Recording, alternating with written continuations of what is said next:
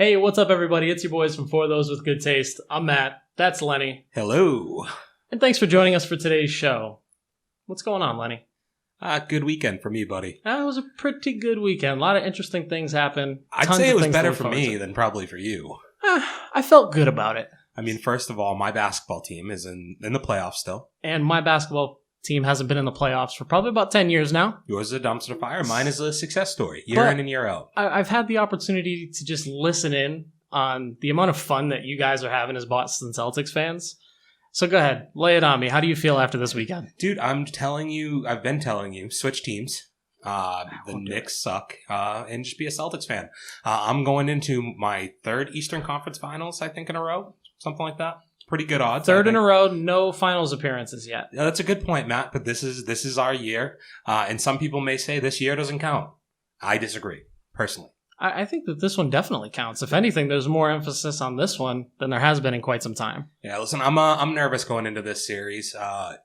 I think both teams are really good. I'm a big Jimmy Buckets fan.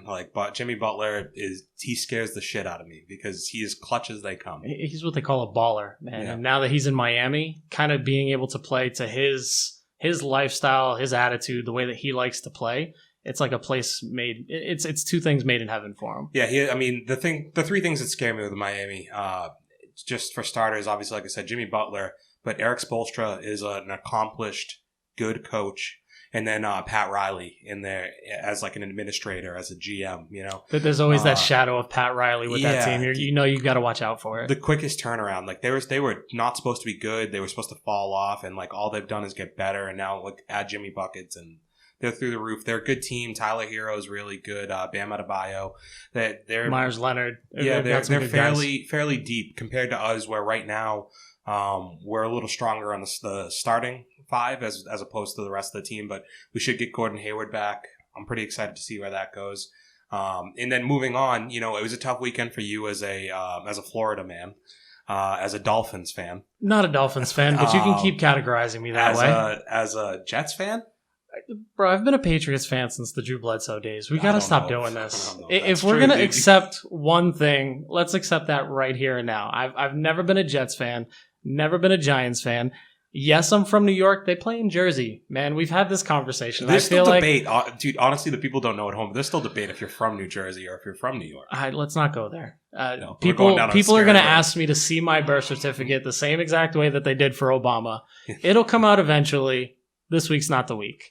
But the Patriots, I'll be happy about that. The Patriots come back, Cam Newton City, and we get to see a completely different style of Bill Belichick's Patriots where they want to run the ball down your throat. And that must have been the fastest football game probably in quite some time. Yeah, there was a lot of ball control going on. And to say the least. I know you love ball control. Some would say it's my favorite part of the game. Yeah. I was really happy with where the game goes. I mean, I'm cautiously optimistic, but we have a really tough lineup coming. It is the Dolphins, after all. Yeah, well, that's the part coming out of it where it's like if we were going to beat anybody, we do have trouble with Miami, but not in New England generally. And it was a good starting point. But I think we'll know more by the end of maybe week 4. We have some tough matchups coming up. I think we have Seattle's next. Yikes. That's going to be one of the toughest matchups that we have. If we come out of there with a win, I'll be not cautiously optimistic anymore. I'll just be optimistic. That's going to be a true test because what they were able to do against Atlanta, they made it look easy, and that ended up being a huge fireworks show down in that game. I think Cam Newton's going to do some big things with New England. I think we were very cautious with the game plan. I think the idea was get our feet underneath us, get the win. It'll be interesting to see how he matches up against Seattle. Yeah, I want to see the passing game start to open up at some point. It's tough not having any real receiving options anymore, but I'm excited. I want to see that happen. Did we see a pass attempt in that first quarter? We did. There was the first pass of the game from him was over the middle to, I think, Edelman. Okay. And Edelman probably should have caught it, but the only thing that scared me a little bit was like the ball didn't exactly look like it was quick to get to him. And it was a little high, so you don't want to send a guy like Edelman over the middle, jumping in the air to catch the ball. It happens, but you want to keep it a little lower if we can. It's the first week, like you said, no preseason first week. Just get the W, run the ball, stick to what we know we can do. We knew it was going to be a run-heavy attack. pull back a little from 15 carries from Cam Newton in the weeks going forward if we can. It was a bit option heavy in that first game. But the flip side to that is you have him for 1 year and just run it into the ground maybe too if you have to. Well, it'll really show you what you have for your offense. I mean, we've had a lot of guys opt out before the season even started. So we're playing, not to say bare bones, but we're not playing at full strength, and it'll be a good opportunity for us to kind of gauge where we go after this. Seattle's definitely going to be a tough test. Was there anything that stuck out to you outside of Patriots football? Anybody that was a huge surprise for you? I mean, I guess you'd look at like the Washington football team got a week 1 win, and I was working, so I didn't get a chance to watch a lot of these games. The Cowboys losing, that's never a surprise. That was a good game. Yeah, and then the other one that I guess surprised me, you just heard a lot about, a guy like Aaron Rodgers dropped. He wasn't getting drafted until like the later rounds. A guy that quality in fantasy football wasn't getting drafted. Some people were picking him up 12, 13, I think 14. I got him in the 15th round in a league, and I have 30 points on my bench this week. And it's only 1 week, and we know him and Devontae Adams are going to be really heavy with each other.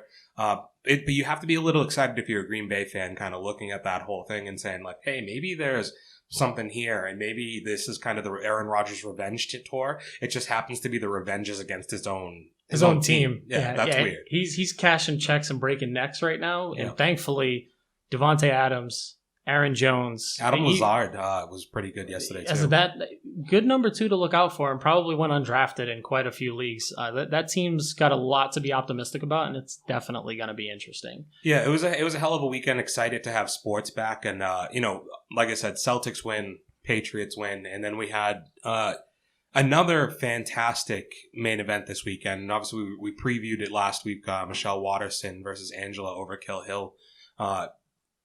The thing I like right off the bat with that, we have people who obviously watch the show who aren't just MMA fans. Some of them aren't MMA fans at all. Shout out Aaron Waller, like has mentioned that. Absolutely. Watches the channel but isn't really a huge MMA fan.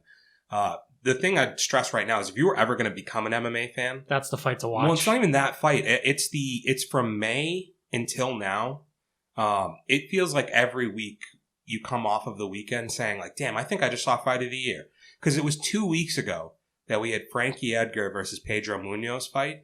That was fan-fucking-tastic, right? 5 rounds of back-and-forth action. And 2 weeks later, not even 2 weeks later, because last weekend we get Alistair Overeem, and not like the world's most exciting fight, but there was a lot of really great like storylines, and like it was a fun fight to watch. A veteran come back, and forth enough where it kept you on the edge of your seat. And then you come into this weekend, and it's just another fight where it's these 2 ladies leave everything in the cage, and it's just fantastic. A tale of 2 fights. Almost, because it's very eerily similar to the week previous, if you think about it. So let's start off first round, Michelle Waterson, Angela Hill, and it starts right from the gate. We get Angela Hill taking center octagon, and when I say that this fight doesn't disappoint, got a little accent you can tell exactly where I was heading. It didn't disappoint in the sense that this fight had it all. It had a little bit of the grappling exchanges. It had the striking techniques. I want to say Michelle Waterson threw every kick in the UFC 4 arsenal during this fight. We got to see standing side kicks. We got to see the sweet chin music. There were so many different avenues. And dropped in that first kick or two. In that first round, it didn't look like it was going to be that type of performance from Michelle Waterson. Yeah, we both came in last week and we hesitantly picked Michelle Waterson to win. And the thing that ran through my head, and I keep leaving here after we record, and I want to change my mind immediately, because the fight that kept popping into my head throughout the week when I was kind of reevaluating my thoughts on it was the Jan Jacek fight. Yes. Joanna versus Michelle Waterson was the fight that really kept popping into my head. And I think the first 2 rounds really resemble that. This like aggressive, heavy on the front leg a little bit, like walking forward, kind of a Muay Thai blended boxing style, right? Yeah. With a lot of aggression. And it was hard for Michelle Waterson to deal with for those first couple rounds. She had some difficulty keeping up with the pace, and Angela Hill is strong. You could see her land, I believe it was an overhand right followed up by a left cross. And Michelle had a hematoma on her head immediately from that. And I think it may have come from an elbow that she caught as well. But we got to see a plethora of strikes in that first round. And in that second round, she continued to bring the pace to Michelle. You I think they were pretty tight in the first 2 rounds, but I don't know if it was necessarily the pace that hurt her as much. When I watch it, I see an issue with range from Michelle Waterson a lot of the fight. So you immediately had Angela Hill control the center of the octagon, right? She was dominant, pushed her to that outside edge. She made it a point to beeline for that middle every single time. And just held center of cage. For the first 2 rounds, consistently was center of cage. If you go and watch it, like it's just, they're working that outside. And what it is Michelle Waterson's trying to punch, but she's coming up just a hair short every time, and she's getting caught on the edge because of that slight reach advantage that Angela Hill has, and she's able to establish the distance by taking over the center of the cage. You start seeing that she's the one who's got her on the end of the punches, and by keeping her on the end of the punches and the kicks, it's allowing her to keep Michelle Waterson just at bay the whole first 2 rounds. I'm actually glad that you brought up the distancing, because a big concern for me was how Michelle, if she did want to bring it to the ground, how it was going to get there, and we got to see some of those concerns kind of faced. She wasn't setting up her shots. In those first 2 rounds. A lot of them were coming from the outside, from distance, and I think that plays a little bit to what you're speaking about right now. You're 100% right. So what it was is when she was striking, she's just on the end of her punches. She couldn't get them. Like she's throwing and she's coming up just a little too short. When she's throwing the takedowns, she was throwing them from even a step further out, it felt like, right? And what she was doing was she would start at the legs, but a lot of the time she was using that as an entry to then try and get to a body lock. Right. There were a couple of times where she ended up locking hands on Angela, but just wasn't able to bring it. Angela Hill's hips were wonderful in this fight. In the clinching scenarios, there was a lot of times where like they're almost dancing, because like Michelle Waterson's getting in to get on the hip, and they're spinning, and it's who's going to get to the cage first. They were rolling off of the cage at one point with the amount that they were spinning. It was really impressive. Angela Hill had a great whizzer. Like she was getting put to the ground, and she was really controlling the arm and getting back up, posting up and getting back up. And it wasn't until the 3rd round, to your point, that like Michelle Waterson, the one thing I thought during the whole fight was the clinch. I thought she was getting muscled around, but once she got the grappling exchanges, it felt like she was physically stronger. There were a few instances where she got a hold of a single leg on Angela, and props to Angela, because Angela was able to keep balance, maintain composure, and not get taken down. But I kept feeling like if Michelle can lock in a single leg, get high on the hips, and bring this fight to the ground, it was going to get really interesting. And in that 3rd round, we start to see that change in momentum, as I like to say. It's very similar, like I said, to last week, where you have this veteran fighter, and the thing that we talked about last week in the preparation to this fight was the talent level that these people fight. And it's the same thing we looked at with Overeem, right? And that's why I tend to pick these veterans. And as we get into a preview for this week's fight, I'll probably have some similar sentiments in a way. Is when you get to these veterans that have been through 5-round fights. I think they said this was the first Angela Hill 5-round fight in several years, right? Yes. So her first actual 5-round fight in the UFC. She hasn't fought in a 5-round fight since she was an Invicta as a champion. Yeah.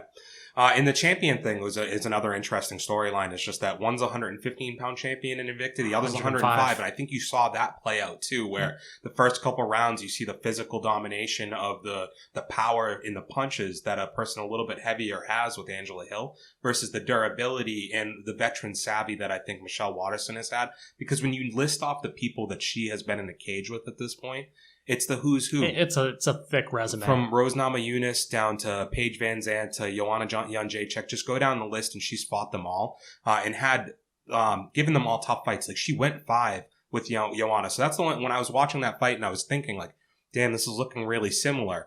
The difference there is that Joanna has a championship pedigree and Angela Hill I don't think necessarily does. We saw an instance where there was a little bit of a letting off of the gas, and you started to allude to it a little bit about how in those first 2 rounds, Angela is beelining to the center of the cage. There's a lot of octagon control in her favor. And I want to say in the 3rd round, when she gets taken down, it's at the end of that 3rd round that she throws what was looked to be an up kick to the chest, and it ends up catching Michelle in the face. Yeah. And that sparked Michelle a little bit. Did you see how she walked to her corner? I loved the bravado that she kept, because it wasn't like, some people look for the ref there, right? She never even looked for the ref. She just got up, walked away. The round ends. They go sit on their chairs. Sir, she had taken a shot to the nose, and she was bleeding pretty profusely. She gets kicked in the face, turns around, no finger snorts the blood out of her nose, and just walks it off and is right back into her corner. And that's where I felt like that's where if I could put a telling point of where this fight started to transition. And it's not to say that Angela shied away in any way, but we did see her kind of take her feet off the gas. I hate to keep bringing it up, but like just looking at these two fights back to back, right? Yeah. Overeem and Michelle Waterson. I feel like we're having a similar conversation here. Right. The third round, think about the body language of Overeem after he gets that takedown in the third round last week, and then look at the body language of Michelle Waterson once she unlocks it, fight. Right? And I thought it was incredible when she gets the takedown right before the up kick, the accidental up kick. They have this grappling exchange where Angela Hill's trying to get back up, and she ends up on her back. And it's like Michelle Waterson just keeps hopping on her back. Like she gets her back, then she gets out, and then immediately hops right back on the back. And I just think in that moment, she realized, and we already knew, we talked about this last week, that there was probably a grappling advantage that Michelle Waterson would have. But once she saw, damn, I got her to the ground, she's not strong. I could keep her here, and then I can out-grapple her any day. When you become confident of your ability in the fight to dictate where it goes, and I don't necessarily know that she knew she could dictate where it was going, but she knew once she got there, once she got the fight to the ground, that she'd be able to control and neutralize most of what she'd do. You're in my zone now. Exactly, right? So much of this game is mental that I think coming out of that third round, Michelle Waterson's mental edge was just significantly higher than maybe even what Angela Hill came out of those first two rounds with, because she edges out those first two rounds, but I would say neither of them were dominant.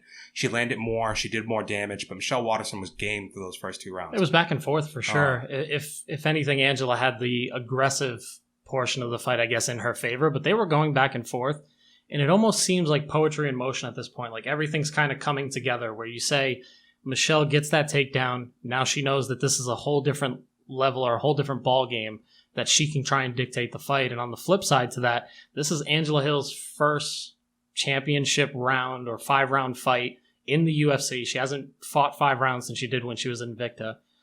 That definitely played a factor too, because you could start seeing her not necessarily slowing down, but maybe not going as full tilt as she was in those first 2 rounds.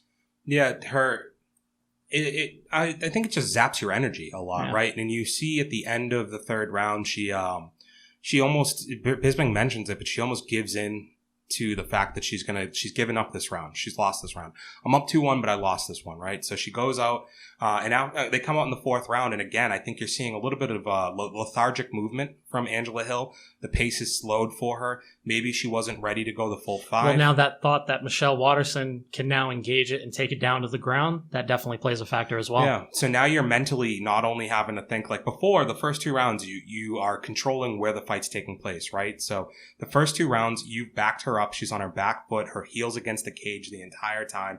And now anything that she wants to do, Michelle Waterson, she has to close the distance to you. Yeah.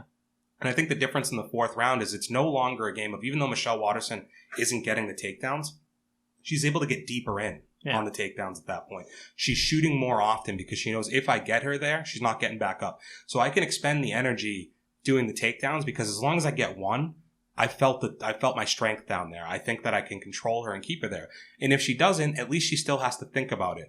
And now when I come up high for my kicks, maybe she's a little bit more cautious to bite on that fake because she's worried about keeping her hands low to protect from a takedown.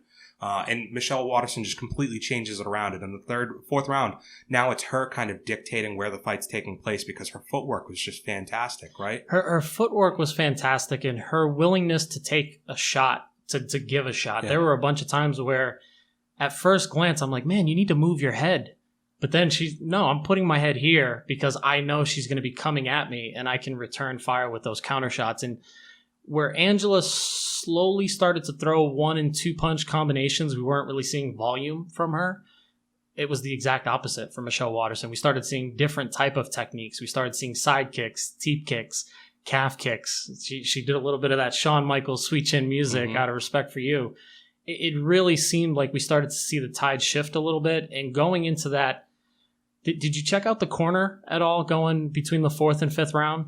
The biggest thing I remember, I guess, the thing that comes to mind is she goes to blow her nose. She was about to blow her nose and the corner stops her, right? Yeah, you don't want a Donald Cerrone, the situation where you blow your nose and it just blows and you just get all that bubble. But her demeanor, she's she's almost gassed. She's zapped. She's got no energy. And if I'm a casual fan or even a huge MMA fan, I'm wondering to myself, how is she going to come out in this 5th round and deliver what's going to need to be a decisive round? And that completely changes, and we see her come out extremely aggressive. I think we've talked about Bisping a ton, and it shows maybe how much he's grown on me as an announcer. I think right now, outside of Daniel Cormier, he's the most personable announcer. Maybe not the most educated, because obviously you have Dominic Cruz out there. But I think he's one of the realest commentators because he's not so much worried about what he says. He's speaking to you as a fighter, like a guy who's been in there a million times. And he mentions,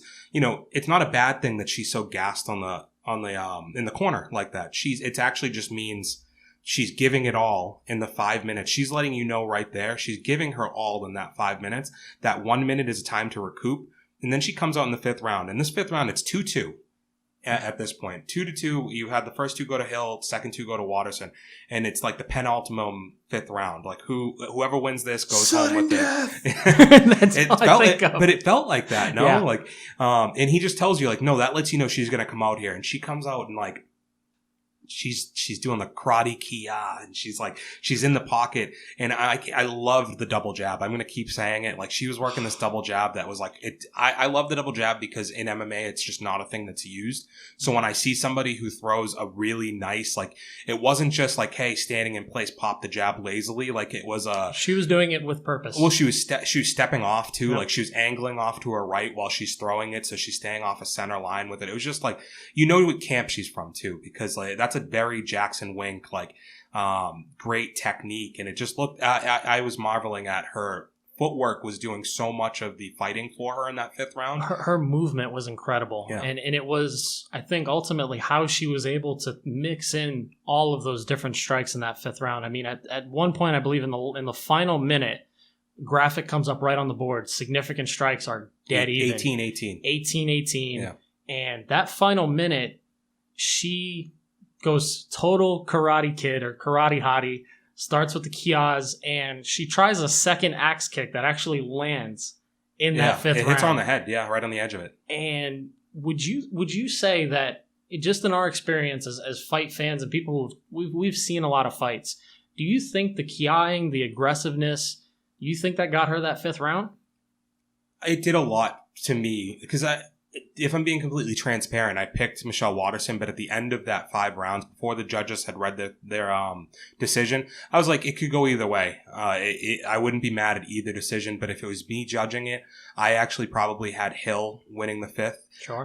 Because I thought she landed the stiffer strikes, and there was a flurry in the last minute that on the cage that was like heavy, like a lot of knees. One point she looked punches. Like she rocked Michelle. Yeah, and Michelle doesn't land the comeback strikes, but I think when I watch that, she's during those comeback strikes that she's throwing, even though she's not throwing them, she's got so much ferocity, and she's doing, like, she's just like really loudly yelling while she's striking it, that I think, the appearance goes a long way. Michelle Waterson would throw a 4-punch combination, right? She would go like, it would be jab, straight hook, and then she would end with a leg kick. And most of the time, it was really just the leg kick that was landing. But the visual for a judge, to me, I think does a lot there, where it's like she's the aggressor.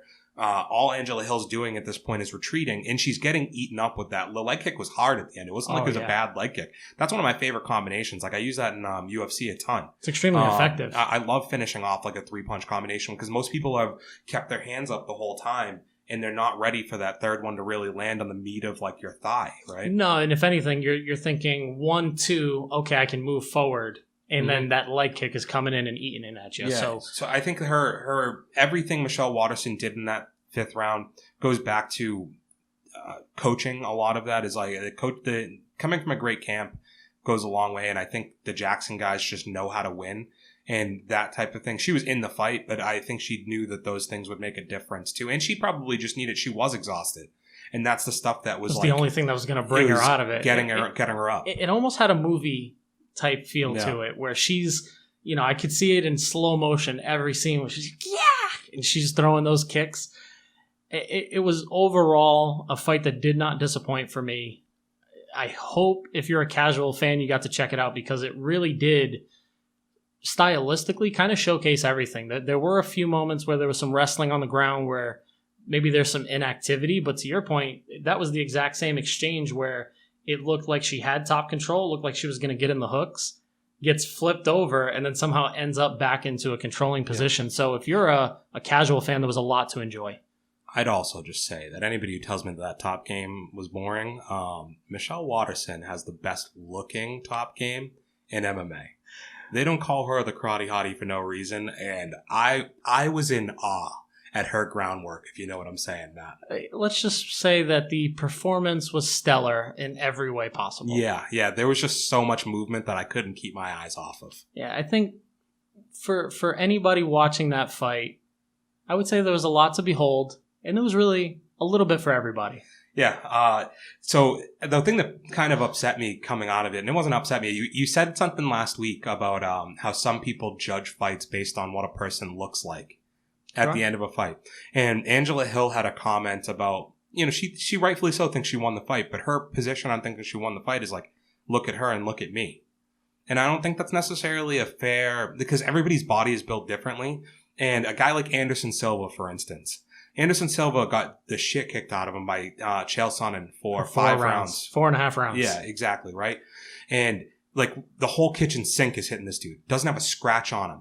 Chael has a black eye and everything else. He got subbed. He got subbed and had a black eye. It was crazy. Yeah, so I just don't know that necessarily is always the case. Like some guys just don't show it the same way. I think John Jones wears it on his face a lot more than some of the guys he fights. I don't think she did herself a service by using that argument in this case, because I think when she used it against Claudia Gadelha, it was substantial. There was a significant difference in the amount of significant strikes that she landed with the amount of pressure that she put on. That was a fight where it was like, yeah, absolutely. That girl's face is trashed, and it's because she got beat up for 3 rounds. You landed hard shots spread out across a 5-round fight. The girl's going to take some damage. Mm-hmm. You also got axe kicked in the face. Yeah, you ate a lot of shots. It wasn't like there was a huge discrepancy on who landed. It was in Hill's favor. You landed the harder shots, and it showed. And don't pretend that this is a game that's... I mean, first of all, they don't even consider damage when they're judging your fight. They consider damage, but they don't consider cosmetic damage when they're judging your fight necessarily, right? The 3rd round wasn't going to leave any physical damage to Angela Hill. But there's no argument that you lost that round. If anything, to me, the most clear round to judge is round 3. Right? Yeah. If you look at all 5 of the rounds individually, I think round 3 is maybe the easiest to just go ahead and say. It's the only clear-cut one that who won it, and there wasn't a ton of damage even involved in that round. So you can't use damage as something to dictate a fight. And I just didn't like that because it finished the fight. Dana says that a million times over. That's been his mantra for as long as I can remember. And it reminds me of the fight earlier in the night. I don't want to spend too much time on it, but it was that controversial... the Ed Herman fight. Where Ed Herman, they call a low blow that was clearly not a low blow, an all-time bad call. That was one of the best. That was one of the best midsection shots I've seen, as far as being clear and concise. It kind of frustrates you because it's like the ref getting the right spot for that. But Ed Herman takes the full 5 minutes and recovers. And a fight that he had in no world should win. He, for 2 rounds, doesn't even look like he should be fighting any longer, to be quite honest. It's difficult to say whether or not he even landed a punch. Yeah, he just looked like he shouldn't be in there. He looked like mentally, he comes into the corner in after the second round, and he's just like, I don't know what I'm doing out there. Yeah. And they tell him, got to go out there and get the sub. You got to get him to the ground. And he says after the fight, I should have probably taken and gotten him. I could have just pulled guard, and I probably would have been okay. But he ends up winning the fight in the 3rd round by Kimura. And my point with all of this is just to say, that sucks. But you got to finish the fight. And if you were that much better than him for those 2 rounds, I imagine the adrenaline dump maybe has something to do with it. And that kid will learn from this. But you got to finish your fights, and you can't just say I did more damage. The positive story coming out of this is Dana White's actually giving that kid from Dorchester, Mass, Mike Rodriguez. He is getting his win money, so that's awesome. I think Dana was able to, but that's not Dana's job. Of course, Dana's going to look out for the fighter because it's his belief. Yes, he actually calls the ref Maserati, I think. No, he says it's Mazzagatti-esque. Yeah, which is just all-time insult. I trash Maserati on this, and he hasn't reffed in 6 years, yet he still is constantly getting thrown under the bus. But it's to your point, you've got to finish the fight. And I even told you, they can take that to a commission and say, hey, the ref should have called that. It's the same instance when guys get punched in the eye and they pretend that they got poked and the referee falls for it. We've seen Herb Dean fall for it. We've seen Mark Goddard fall for it. It's one of those dirty little crafty veteran tricks that if you can come away in the third with a deep Kimura, I mean, shout out to Mike Rodriguez for not tapping. He tapped too late. Yeah, his shoulders. He was tickling his left ear with his right arm. I like from behind. He tried to fight through it, and in props to Ed Herman for the maybe an Academy Award winning like acting thing when he was like grabbing his nuts and acting like he got hit in the balls, because like everybody at home is like, dude, come on, like you didn't get hit, and he's like, my balls. The first fighter I've seen take 5 minutes and 1 second for a shot that just did not land. Most fighters are like, all right, I got hit in the dick. I'm going to ride this one out. I'm going to take 3 minutes. All right, let's wrap it up. Like, a minute in, they feel uncomfortable. Ed Herman's like, ref, can I get a time check here? Are we at 5 minutes? Count it down for me. Back to the main event, though. I just didn't like the response there. I think Angela Hill didn't come out looking like a loser, although I think it's going with the pay idea. Dana White said that, like, neither one of these ladies are losers. And in my head, I kind of questioned, well, are you paying her her win money? Because you have this system that's set up that's show money that they get paid to show up in the building, but then they get double their money to win, which is that has to change. That should change. That has to change. Because if you're going to tell me they're both winners, and the UFC doesn't disclose this, so very well there might be one of those secret checks that we hear about from the UFC that they hand out. But if you're going to say they're both winners, pay them both their win money. Pay them both. He'll probably say they're both winners because they're going to take home a fight of the night bonus or a fight bonus. You're still talking about a large discrepancy in pay. And I imagine Michelle Waterson's probably getting paid good money. I don't know exactly how much she made for this. I mean, she's headlined a couple of big cards. Several, yeah. Which will actually bring me to my next question. What's next for these two ladies? Are we in this situation where Angela Hill's coming off of 2 tough losses and they reward her like they've been known to do? Or what happens after this, in your opinion? I don't know if I have an answer for or a name for either one of them. Obviously, Michelle Waterson's back in that range where she's probably going to stay ranked about 8th. She was 8th going into this fight. Yeah. I'd imagine she's 5 to 8th in the upcoming week. Sure. Yeah. Makes sense. Angela Hill, she was 12 or 13. I think she was 13th. She probably cracks around the top 10. From a loss, which will do her which solid. Would be reasonable. Yeah. So I would book her again with a person in that 12 to the 10 to 15 range and just have her get a win or launch somebody else above her from there. I think that's where I'd match her up with. Michelle Waterson, you have to give her somebody around that top 5. I don't know who it would be. You can't go back to, like, I don't want to see her and Jan Jacek again. I think Jan Jacek just dominated her, and I don't want to see Jan Jacek eat away at future challengers. Not that I think Michelle Waterson gives much of a challenge to Wei Li, but I think she doesn't give a good enough challenge for the top 3 in that division. Yeah. They're monsters. I'd be interested maybe with did Andrade moved up, right? Andrade is at 125. Because I wouldn't have minded seeing kind of that speed versus power dynamic. But yeah, I don't really have an answer for you. One that makes sense to me, and the reason why I asked is because it's not clear for either one. With Angela Hill coming off of 2 tough losses against ranked opponents, maybe you can run it back with the Claudia Gadelha fight. Maybe that makes sense. For Michelle Waterson, you're really only looking at maybe a Carla Esparza rematch. Yeah, I think Carla Esparza's booked, though. Maybe I'm wrong. And that's what I mean. There's not a lot of fights out there that you're not going to be a clear-cut favorite to beat Rose Namajunas, Joanna Jędrzejczyk. I don't think you touch Zhang Weili. Yeah, I just don't think she can get either. She's not in the conversation for that yet. She needs one more win. Yeah. And the thing is with Michelle Waterson is she has shown she can't beat the top 5.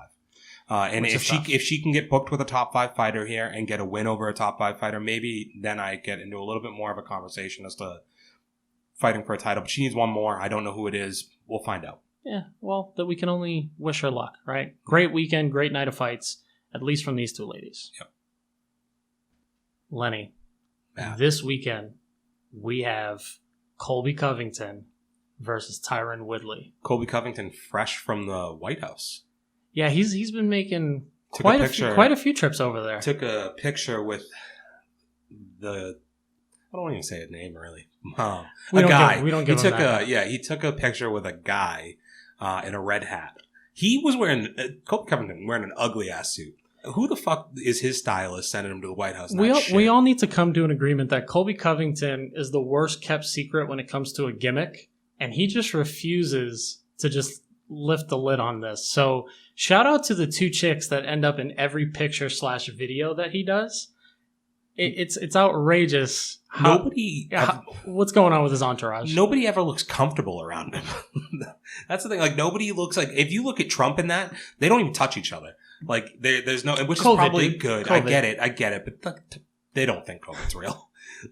Neither Trump's one of them never put a mask on. I've never once. Well, that's what you say. Like, oh, like COVID. Like, neither one of them is wearing a mask, and like they're just might as well just go for it, buddy. You know you want to get your man love in. I would imagine everyone's scared of Colby Covington because at the end of the day, as much of an asshole as he tends to come off to be, he is a badass mixed martial artist. Yeah, he's a good fighter. He is a good fighter. This is going to be a tough one, dude, giving him any credit. But really? You think this is going to be tough for him? No, I mean, tough for me talking about him in a positive way.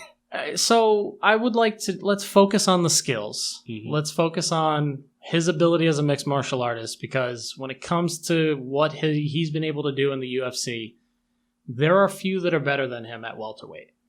He's probably the second best welterweight in the world. I think that would be appropriate ranking. I mean, considering that he lost to Kamaru? Yeah, second best, right? Like, yeah. I think he beats probably anybody else. I mean, he has beaten everybody else, but Tyron Woodley is the fight that I think he's been clamoring for quite a while. They've been yipping and yapping at each other for quite some time. I feel like Tyron's been looking for it more so, at least publicly, has been angling for this fight a lot more. And the shitty thing is, if this had happened 3 years ago, well, not like maybe 2 years ago, when Tyron was still a champion, first of all, but even right after, if this was the fight right after Tyron had lost it, I think there'd be a lot more money in what this fight is. I'm not nearly as excited today as I would have been then. I'm not nearly as excited just based on Tyron's last couple fights. Mm-hmm. He's coming off a loss to Gilbert Burns. When you talk about a game opponent, somebody who's able to continue to come forward, push through, that was a coming out party for Gilbert Burns at the expense of Tyron Woodley, who, not to say it was a lackluster performance, but we're just kind of waiting for him to pull the trigger on something. I don't know if it's old age, because he is older than I think most people realize. I want to say 38. I would say he's about 37, 38, but his issue is miles. Like, so he's had been a lot of miles. And he is not an aggressive fighter. At one point he was, but I think with old age, you become more reliant on just the power more than the you don't want to lose the cardio or any of that stuff. So he's very willing to fight on his back foot, and it's worked for him throughout his title run. He was able to fight guys like Wonder Boy, who don't have a pace that they can put on him and really hurt him. He was getting picked apart, but he just waits and waits and waits, and he eventually lands that bomb because he has good timing, and that right hand is just a monster. If you've tuned into anything that Tyron Woodley has done interview-wise, he was on the Joe Rogan podcast, he imagines himself to be a pretty game plan-oriented fighter. Mm-hmm. And when you think about his aggression, some of the fights where we thought he should have been more aggressive, it almost seemed like he was playing to the disadvantage of his opponent rather than focusing on the best way that he can win. And we saw that a lot with the Stephen Wonderboy Thompson. The first one was a draw. Second one, he comes away with the win. But both of those fights look very similar. Yeah, not exciting. Not exciting, exactly. And when we look at what Kamaru Usman was able to... Man, when we say that he put a working on Tyron Woodley for 5 rounds... It was ugly. He made it seem like they were in a completely different league. You know, Tyron Woodley was batting at AAA ball, and Kamaru Usman was playing in the majors. It was a huge contrast to, I guess, what we expected, and I think that's where I'm a little bit nervous about this fight. I don't think it may live up to the hype that a lot of people think it may. I don't know if there is a ton of hype. I think the card is very hyped because it's an extremely deep card, as we'll talk about. But I don't know if the main event, like I said, I think most people probably share my sentiment who have followed it closely, that it's past it. And a lot of it is just Tyron is not who he was a few years ago. And we joked in our first video about maybe some of his other interests having something to do with it. He got very big in himself, but and I don't blame him, I guess is what I'd like to say, is like, he's a guy who didn't have a ton of money at a point in his life. And he becomes the champion, and he's still not getting paid. He's actively like having conversations with the UFC. He didn't shy away from sitting at the negotiating table. Yeah, he was someone who was constantly a thorn in their sides. Yeah. So he's always wanted more money, and then all of a sudden he defends the belt a few times, and he gets some opportunities, and he does a movie, and then he comes out with a rap album. Yeah, have you heard it? That was ugly. Yeah. I've heard one, he did like a freestyle on, I don't know what show it was, and it was, ugh. So I saw a clip of the freestyle, and it made me completely shut off the idea of listening to anything that he's putting out. But it didn't work for him. But he's a good TV host. Stay in your lane. That's a lesson for everybody in the world. Great commentator. Stay in your lane. Yeah, I could listen to him talk. Yeah. So but he maybe lost focus on fighting. There's a lot of, you can't have in the fight game. I don't think you can have 10 spinning plates. You can just have the one. We've talked about it. There's always going to be hungrier guys. If you're not the hungriest guy at the table, you're probably going to miss out on some of the appetizers. Yeah, you might not get to dip your hands in the mott sticks. That's a fair point. I love mott and sticks. With Tyron Woodley, I know you do. That's why I brought it up. With Tyron Woodley, it's like he doesn't even want the mott sticks. He's not hungry. He's backing away from the mott sticks. He's backing away from the mott sticks, and if anything, he's offering for the mott sticks to eat him, if anything. And we saw that with the Gilbert Burns fight. Before that, I thought about a moment, and we talked a little bit about Michelle Waterson this past weekend. Did you notice she got her brown belt at the end of that fight? That was pretty cool.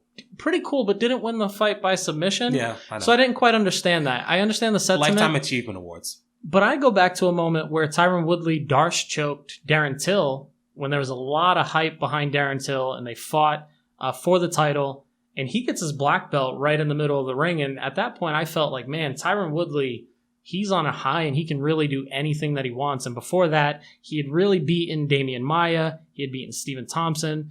He had really done, the knockout of Robbie Lawler, spectacular. He's living on a highlight reel, I think. In a lot of cases, I think he's lived a lot of his most popular career on a highlight reel, because he built in the run up to the title. He knocks out Josh Koscheck in big fashion, a dominant way, right? I feel he had another good knockout on the run there. You're thinking of Jay Heron. Yep. So they knocked out Jay Heron, a huge right hand, right? Yeah. And then he wins the title again, an emphatic performance. He knocks out Robbie Lawler and just dominates the guy. So he goes on the run with the belt, and it's not exciting. Like, just be completely honest. But he neutralizes people, and that's what he kind of goes with. Like, look at the guys I'm fighting. How would you fight Stephen Wonderboy Thompson? Thank you. I gotcha. I'd fight him like Anthony Pettis. Yeah, maybe. I would push the pace, very similar to the way that you did against Robbie. Yeah. Like, if you were so cautious with Wonderboy, where was the caution when you were fighting Robbie? And I think it's just two different mindsets. And it really showed. You don't want to lose it, right? Or you do anything not to lose it, right? So those boring fights are him playing it tactical, him not wanting to take the risk, him trying to guarantee that he's going to be able to negotiate at that championship table. He's like Bilbo in the ring.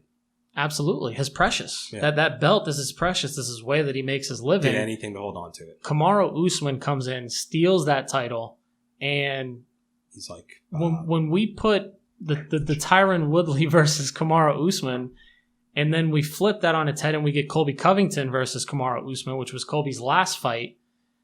Completely different fight. We get to see them go back and forth. Probably one of the more technical, how would you say, volume-oriented fights you'll see in quite some time. Was that fight of the year last year? If it wasn't, I don't think it was. This year? I don't remember. I don't know how that... Dude, this pandemic's been so long.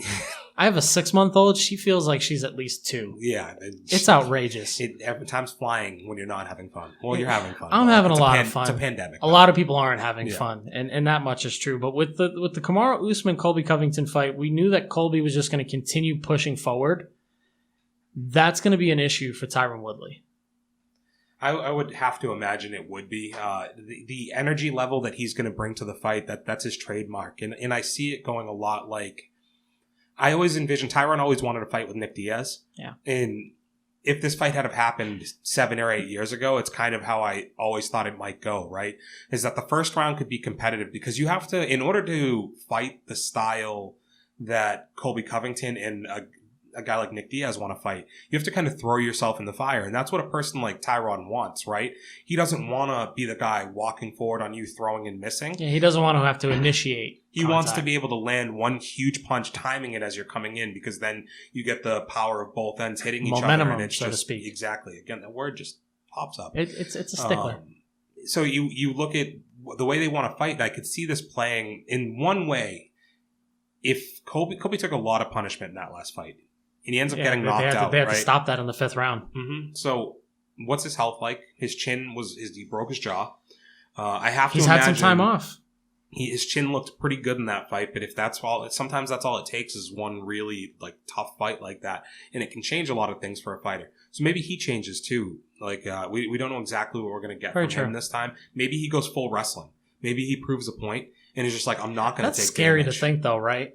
That this man could put out an output like he did against Robbie Lawler, and the fact is that he's an even better wrestler than he is because striker. if he can keep the pace that he's keeping on the feet, on the ground, that's going to be tough to deal with as well. So maybe that's the route he wants to go here, is just get in there and embarrass Tyron on the ground and just work him. Bring him into that deep water and see if he can break him on the ground. That's some of what Kamaru did to him, right? Like, was get him to the ground. Kamaru mixed it in a lot with, clinch control, being able to really, when you talk about dictating where a fight's going to go, Kamaru, if I want to punch this guy, I'm going to punch him. If I want to take him down, I'm going to take him down. It's difficult for me to see this fight playing out differently than the Kamaru Usman Tyron Woodley fight.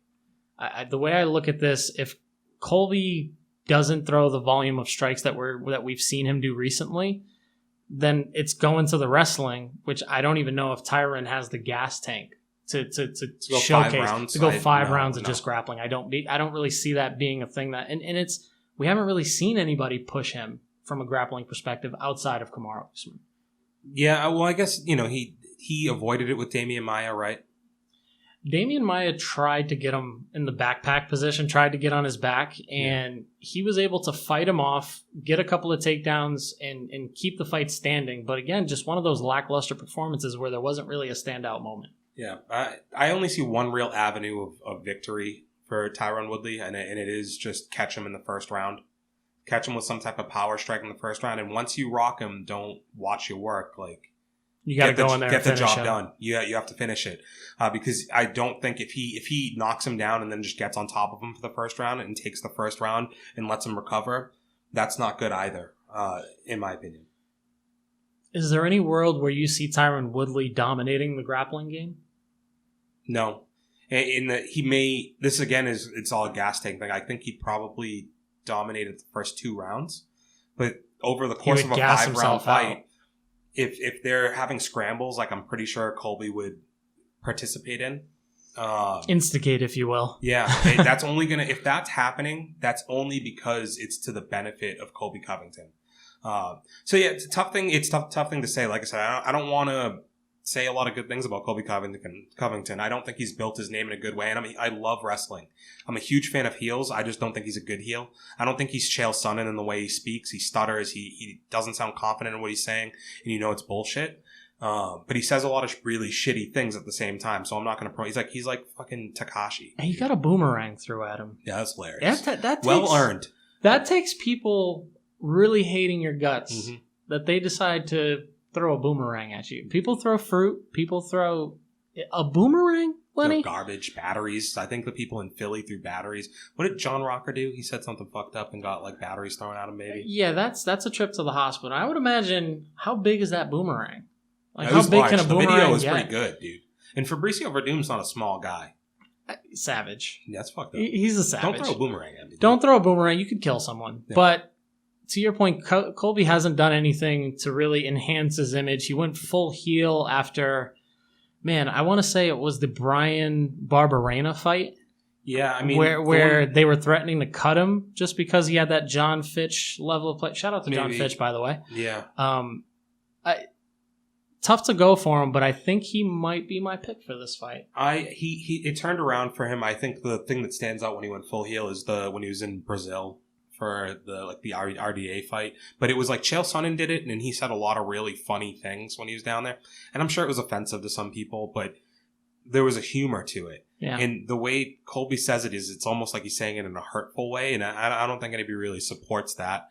Like he's not painting himself in a good light, and everything that he says, that there's malintent behind it. Yeah, it's not trolling to an extent. It's you're trying to be an asshole, and you're trying to go against everyone else. So the shitty thing is, when you get down to it, he's a heavily skilled person, and I think that I am going to pick him to probably, I'd say, dominantly win this fight. So I think we're in agreement here that we both think Colby's going to win. Do you see this going to a decision, or do you see him finishing Tyron with his pressure? I'm putting you to the guard here. I need to know. I'm gonna go finish. You're gonna go finish. I'm gonna go decision. It's probably the smarter idea. I think Tyron is gonna possibly be a punching bag for the majority of the fight, and it could get ugly. So I just want to live dangerously and go the opposite trend here, because I imagine Colby by decision is going to be, if you're a betting man, I'd imagine that's the call. I mean, Colby's last 5 wins have all come by unanimous decision. Can you do me a favor, because we don't do this in preparation, because we forget stuff? Can we look up betting odds for me? Because I assume he's a large favorite in this fight. Well earned. It would have to be 2 or 3 to 1 for me. Woodley has done nothing to really determine that he'd be good. Yeah, so about 3.5 to 1. Like, well, 3 to 1 dog on Woodley. So yeah, that's accurate. To me. That's right about what I would think. And I'd imagine the over under, that doesn't look like it's out yet, maybe, but it has to be. I'd assume 3.5 or 4.5 rounds, possibly. Yeah, I think that they could probably see that fight maybe not go into a decision. Yeah, if you're a betting man out there, take Colby Covington in the over. It's going to be interesting. I really hope that I'm wrong about Tyron and we see him bring a positive light to this fight. Yeah, it kind of moves you on to the next one, right, where you have another guy that has been around forever. He's getting up there in age, and he's come into... Who are you talking about, Willis? He's talking about Donald Cowboy Cerrone. He's a big name, yeah. Cowboy. I'm a cowboy, baby. He is such a big name, Lenny, that he co-mains this fight with a guy who hasn't put together any type of streak.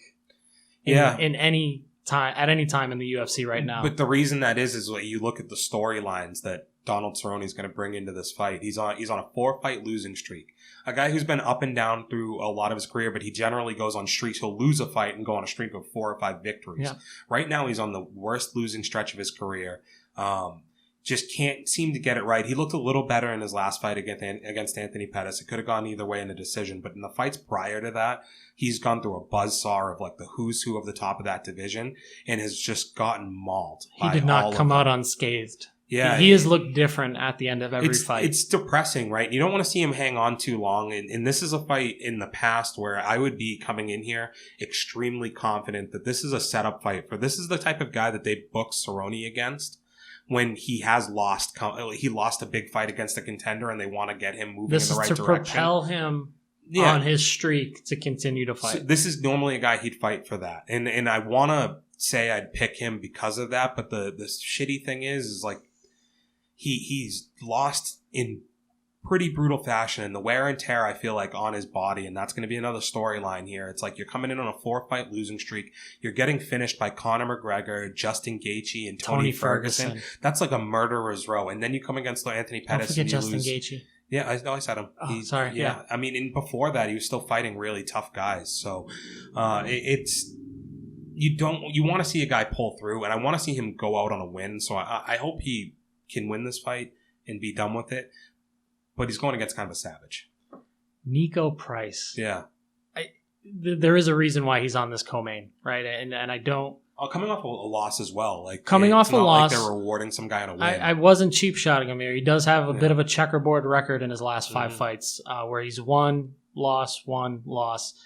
And going into this fight, it has the MO of the UFC trying to, jet propel Donald onto what would hopefully be a new winning streak, but Niko Price ain't going down lightly. This is a guy that went into an absolute war with Vicente Luque, and Luque is known as a bruiser, somebody who's going to possibly rearrange your face when you're in a fight, and that's a doctor's stoppage, if I'm not mistaken, in that 3rd round. It is, and they fought twice. He's lost to him twice by finish. He's lost to him twice by finish. And it's a fight where he's game, and it takes a professional to come in and say, hey, man, I got to cut you off here, right?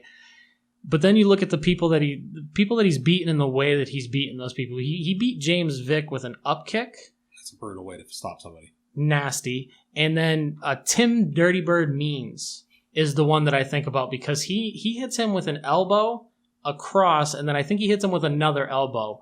And Tim Means goes face first. This has the making to be a Cerrone fight very similar to that Jorge Masvidal fight, where a lot of people were like, oh, he's in Colorado. He's in his hometown. This is going to shape up. This is going to be a huge fight for him. Doesn't deal well with pressure. I feel like Donald Cerrone does better if he knows that you know that he's not fighting. If he knows that he's friends with this guy, hey, we're going to have a beer later, let's have a good time, he's going to kick that guy's ass. He's got that stigma, I feel like he's at least kind of gotten rid of. I think the bigger issue for him at this point is not being able to live up to the moment. You know, the Conor fight is like a perfect indicator of him he can't turn it on in big moments sometimes. He's scared. I think he's just genuinely scared. He took a shoulder to the face in his defense. He took a lot of hits to the one's face, expecting that, and a head kick. But I go back to the RDA fight with Donald Cerrone when that was his big, not the RDA, the first Anthony Pettis fight, where he was riding I think a 7 or 8 fight win streak. That's supposed to be a huge fight. He eats 2 bad body kicks, immediately curls up, and that's his shining moment, right? That's his title fight, and that wasn't a good moment. So I'm hard-pressed to say here that Niko Price is going to be game to make this a 5-fight losing streak for Donald Cerrone. And I don't know if Donald has what it takes to stop him. You look at the checkered past that Niko Price has, and you look at the guys that he's beat versus the guys that he's won, and it's kind of hard to predict, I think, because he's never fought a guy with the talent level that Donald Cerrone has. He's had his moments where he hasn't lived up either. Right? Yeah. But Cerrone's so far past it for me, and his chin is so weathered, it does concern me a little bit that Price can land and get him out of there. And if you lose to Niko Price and you're Donald Cerrone, I think this is where you tap out. I mean, can we talk? If he loses this fight, it'll be 16 losses. Yeah. He has more losses than some people have fights in their career. But guys like him, if they get on runs, they can get huge. I mean, Diaz, Masvidal, these guys have all shown it, right? Like, if you are durable in your career and you build a name, you're going to get paid. So if he does win here, there's going to be cause for him to come back and keep fighting. He loves it and he makes money off of it. If he loses, there's just no point, because who are you going to fight? Like, cans, dude? Nobody wants to see you do that. I mean, you're still co-main in a pretty big event. Yeah. But when does that lake kind of dry up? Yeah. Did we see the odds on this one when we had that? We didn't see the odds. Let me pull the odds up on that. So it's up here. So yeah. He's a little bit of an underdog. That's a pick. Pretty close to pick him. It's pick him pretty close to even. So on that note, I have to go with a veteran on at least every card. So I'm going to go Donald Cerrone here. I'm going to go submission finish. Okay. In either the second or the third round. People are going to hate me after this one, Len. Yeah. They're going to hate me. Love Donald Cerrone. He just had a kid. Shout outs to another interesting name. I know he's got his son named Danger, and I think this one is... It might be Major Pain. I have no idea. But shout outs to Donald Cerrone. I hope that's actually... I think it's closer than I think it is. As much as I'd love to see him win this fight, this shapes up to be a fight that Niko Price isn't going away. And if it's going to be a brawl, like it shapes up to be, I could very easily see this, and I'm going to mark it down. I got Niko Price winning TKO in 2. Yeah, you envision it being a brawl, and while we're sitting here talking, initially I thought that was going to be my thinking, but I've convinced myself in the past 5 minutes of talking about this that Donald Cerrone is not, that he can come out here. He's a great grappler. And if he decides to just come out and he can slug it out a little bit, but you got to take him down, man. Do me a favor, Donald Cerrone. Take this man down. I will just paint you one picture. Donald Cerrone getting drug into a war. Do you see him turning it off? No. Because I don't, sir. Yeah. All right, that is why I think a lot of people are going to be upset. Guess we'll find out on Saturday. Now, this next fight gets a little bit interesting, not so much because of the name value, but because of the certain situation that Khamzat Chimaev, want to say that I'm saying that right? No, it's Chimaev. Chimaev, thank you. Gotcha. Good call. Hot young prospect right now, so hot. He's off of a 5-fight winning streak.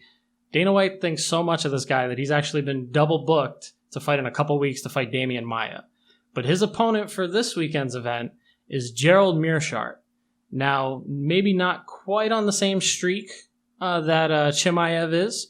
He's got a little bit of a checkerboard in his last 5 fights, but he's fought in some guys who have some name value. We got guys like Eric Anders in there, Trevin Giles, Ian Heinisch. Ian Heinisch was the last one that I was thinking of, where he got TKO'd in his first round. Jerry and Wynn is a training partner of Daniel Cormier as well. Yeah, he got rear naked choked in that one.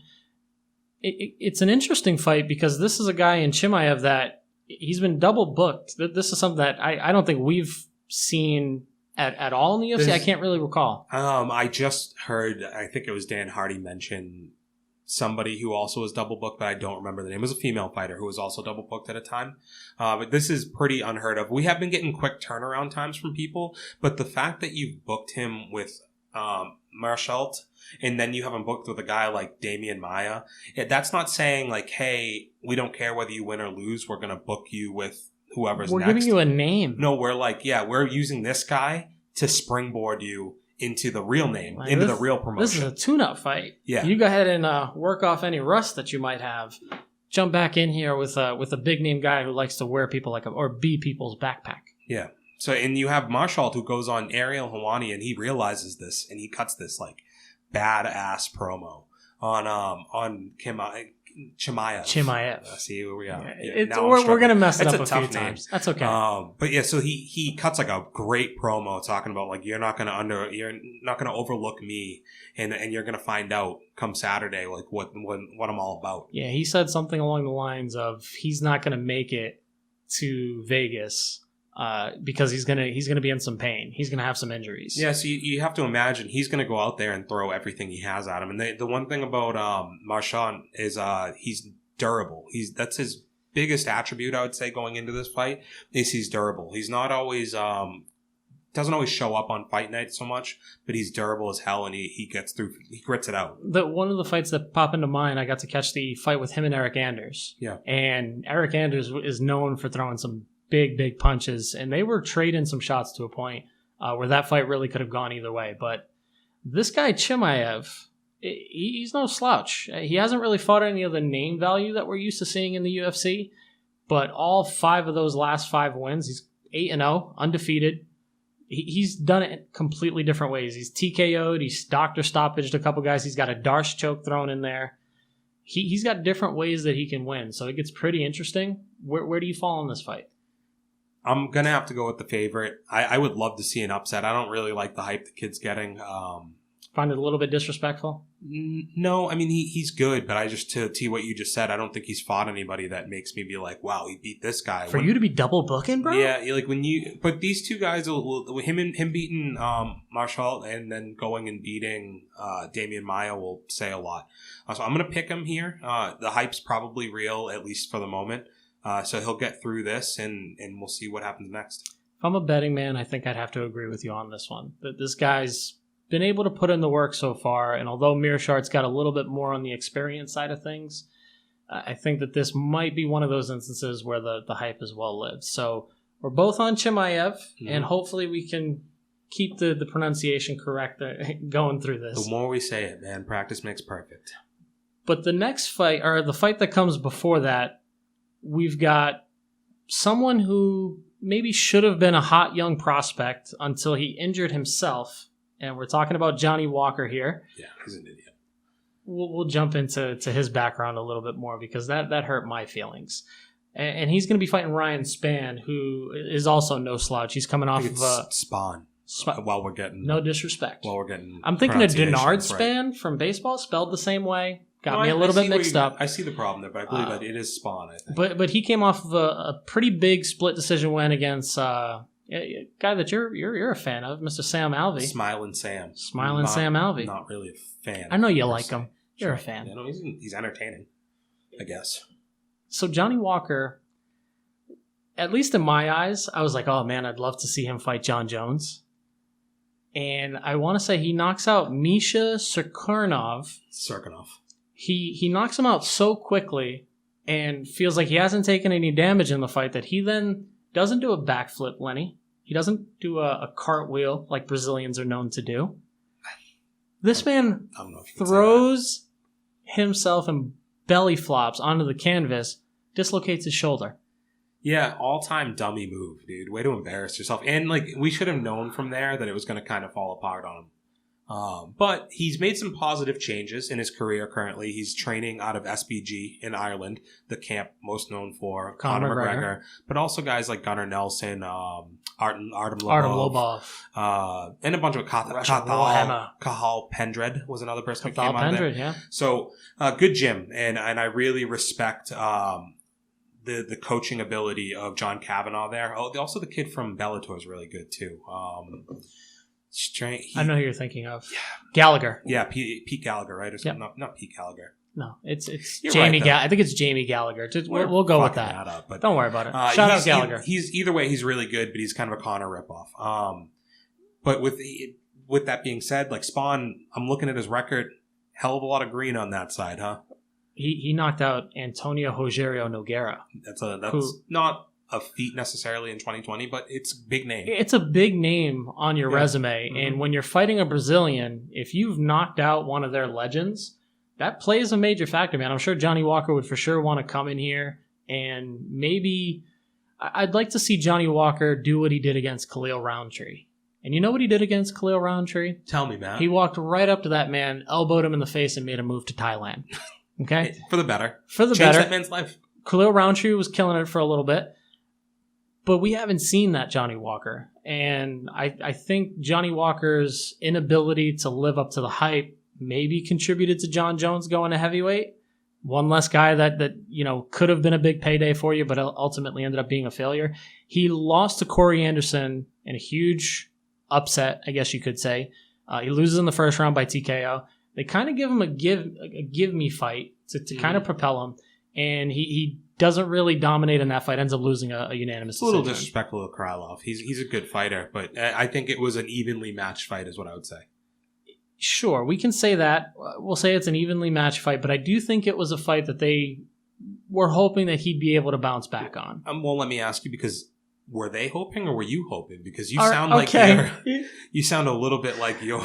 I was hoping he was going to use... Okay, I'm being a little bit biased here. Yeah. I saw Johnny Walker. Like him, huh? I like Johnny Walker. I think he had a lot of the skill set that the light heavyweight division needed. Somebody who can be... be that flair guy to complement, some of the other guys in the division that are kind of lackluster. The top five's looking a lot better right now. It's looking a lot better with Rakic and what he's been able to do with Anthony Smith. Dominic Reyes, there's some talent up there. It looks good. Sure, but you're right. At the time, it was really he came around at a time where John Jones didn't have any opponents. You got to remember, Dominic Reyes wasn't really being promoted. When Johnny Walker was the Dominic Reyes, so to speak, but there was a lot of questions because he was winning these fights in the first round very in quickly. Such spectacular fashion that you always kind of wonder to yourself what's going to happen next. Like when you can't get it done in 3 or 4 minutes, what happens? And now you've seen over the past couple fights, you got him KO'd in the first round, and then he goes and just gets toasted by Krylov as well, Not a good look for him, and they're not doing him any favors by putting him up against Spawn, because Spawn, to your point, has beaten some people with some really good experience. Big, strong guy on the come up. And when we talk about a plethora of ways to do it, he's been able to win a few fights by guillotine. He's been able to win fights by KO, TKO. Mm-hmm. He has a lot of skills to work with, and this matches up to be one of those fights that maybe flies under the radar in that light heavyweight division, considering some of the other ones that have been booked lately. Yeah, and so in closing, I guess I would I'm going to go... I wanted to go Walker, but I'm going to go Spawn. I think Spawn takes this. And maybe Johnny Walker has to consider going down to 185. I think my previous tiers have made it pretty obvious that I'm going with my heart on this one. Yeah. And I feel like Johnny Walker possibly turns it around. I think the change in camp plays a big role. If he can stay level-headed and not separate his shoulder, with that type of mentality and not be the guy beating himself, I think this fight goes his way, and I take Johnny Walker. Okay. So as we work our way down the card, and we give our last couple picks here, we so far have you and me aligned on the main event, and we are aligned on Chimaev, right? Chimaev, okay, yes, sir. So we have two swingers here, and we have one fight left that we can just quickly pick, and it's Mackenzie Dern versus Randa Marcos. Rondo Marcos. RH. It's interesting spelling. Honda Marcos. Yeah. I think that's how you would say it. Probably more like that. Sure. Anything interesting to you besides the fact that Mackenzie Dern's smoke show? Will she be on weight? That's the question. I don't mean to talk about a lady's weight, but no, but that has been the on stigma weight? with her is where for every one fight that she does make weight, there's a couple where she's going to miss weight. Yeah, I don't think there's much to talk about here other than who's going to win, and I'm going to go with Mackenzie Dern. Would love to agree with you, but I think Randa Marcos is a savage. If this fight goes to the ground, Mackenzie Dern. If it stays standing, Randa Marcos. I'm hedging again. Jesus, we have to close it out the same way every week. Typical MO. And not only are we going to close it out with that, me hedging my bet as I normally do, we're also going to close it out with you guys like, comment, share, subscribe, and real heavy emphasis on that subscribe part. It's like a multiple choice where they say, A, you do this, B, you do that, C, you do this, but D, you do all of the above. You just do it all. Yeah. Yeah, I've always been known that if I'm ever in doubt, I'm going with D. Yeah. All the above. I've heard when it comes to tests, when you have the opportunity, you're always going to go with the D. And on that note, subscribe. We love you guys. We'll see you guys right back here on our next episode of For Those With Good Taste. I'm Matt. He's Lenny. Like, comment, share, subscribe right now. And we out.